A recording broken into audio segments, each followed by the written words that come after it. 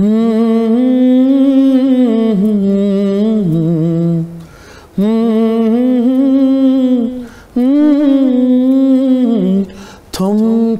যায় পৃথিবী, ও চমকে চায় আকাশ। মন্তু সুফিয়ানা নীলপরী নীলাঞ্জনা নাটকে ইউজ হয়েছিল। তখন কেউই জানতো না যে এই গানটি আমার। তাহসান ভাই ছিল, তাহসান এবং মম আপু ছিল। আপনার সবচেয়ে পছন্দের গান কোনটি সুফিয়ান অ্যালবামের? মন্তু সুফিয়ানা। এটা একটু শুনবো। আচ্ছা, এটা একটা খুব মজার স্টোরি আছে। মন্তু সুফিয়ানা নীলপরী নীলাঞ্জনা নাটকে ইউজ হয়েছিল। নীলপরী নীলাঞ্জনা নাটকটিও খুবই সুন্দর। সুন্দর, হ্যাঁ। তখন কেউই জানতো না যে এই গানটি আমার, এবং সবার কাছে এই গানটি অনেক অনেক অনেক মানে প্রিয় ছিল। পরবর্তীতে আসলে দেখলাম যে আমিও আসলে জানতাম না যে নীলপরী নীলাঞ্জনা নাটকে এটা গিয়েছে। তো তাহসান ভাই ছিল, তাহসান এবং মম আপু ছিল। এরপর থেকে এই গানটা একটা ভালো হাই পায়। কিন্তু গানটা আসলে ওখানে যেভাবে দেখানো হয়েছে, গানটা আসলে একদম সম্পূর্ণরূপে সুফি গান। এই গানটির লেখা ছিল আমার, সুর ছিল সাজিদ এবং সঙ্গীত ছিল সাজিদ সরকারের। গানটা একটা আধ্যাত্মিক গান ছিল, কিন্তু রোমান্টিক গান ছিল। আমার খুব পছন্দের একটি গান।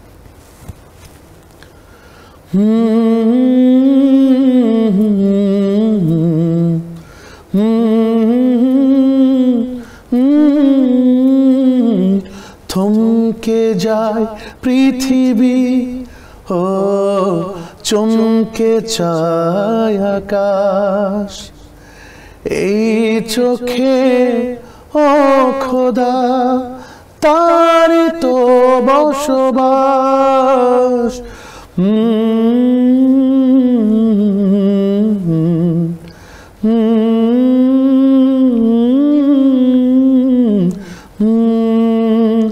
জান্নাত সে তো খুঁজি না, তোমায় ছাড়া ভাবি না। বৃষ্টি হয়ে পড় ঝরে, মেঘ হয়ে থেকো না।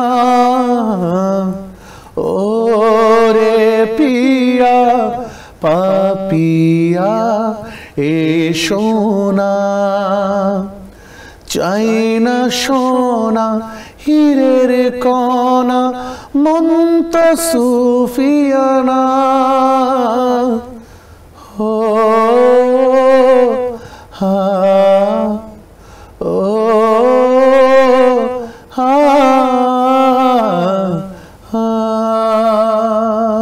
এই গানের লিরিকটি কার করা? এটা আমার লেখা। আমি প্রফেশনাল কোনো গীতিকার না, নিজের প্রয়োজনে গীতিকার হয়ে ওঠা লেগেছে। আপনি বেশ কিছু মিউজিক ভিডিও করেছেন এবং নিজেই সেখানে অভিনয় করেছেন। অভিনয়টা কিভাবে, কেমন এনজয় করেছেন? আসলে আমার তো অভিনয় হয় না, চেষ্টা করেছি। কারণ হঠাৎ করে মনে হলো যে সবাই বললো যে না, ফেসটা তুমিই হও। যখন সুফিয়ানার পরে তো সবাই বললো যে ফেসটা তুমি হও, তাহলে হয়তো বা ভালো হবে ভিডিওতে।